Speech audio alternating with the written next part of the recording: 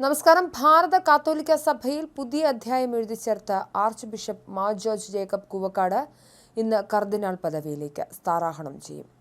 Saint Peter's ബസിലിക്കയിൽ Vatican സമയം ഇന്ന് വൈകിട്ട് 4-ന്, ഇന്ത്യൻ സമയം രാത്രി 8:30 നടക്കുന്ന ചടങ്ങുകളിൽ ഫ്രാൻസിസ് മാർപ്പാപ്പ മുഖ്യ കാർമ്മികത്വം വഹിക്കും.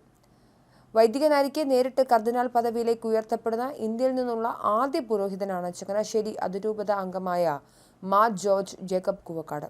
1.5 മണിക്കൂറാണ് ഇന്നത്തെ ചടങ്ങുകളുടെ ദൈർഘ്യം.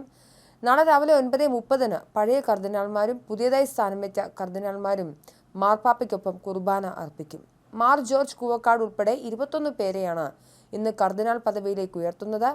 ചങ്ങനാശ്ശേരി അതിരൂപത ആർച്ച് ബിഷപ്പ് മാർ തോമസ് തറയിലും മുൻ ആർച്ച് ബിഷപ്പ് മാർ ജോസഫ് പെരുന്തോട്ടവും സഹകാർമ്മികരാകും. സീറോ മലബാർ സഭ major archbishop Mar Raphael Thattil, കർദിനാൾ മാർ ജോർജ് ആലഞ്ചേരി, സീറോ മലങ്കര സഭ മേജർ ആർച്ച് ബിഷപ്പ് കർദിനാൾ മാർ ബെസേലിയസ് ക്ലീമിസ് കാത്തോലിക്ക ബാവ തുടങ്ങിയവരും കേന്ദ്രമന്ത്രി ജോർജ് കുര്യന്റെ നേതൃത്വത്തിൽ പ്രത്യേക കേന്ദ്ര സംഘവും സ്ഥാനാരോഹണ ചടങ്ങിൽ പങ്കെടുക്കുന്നുണ്ട്.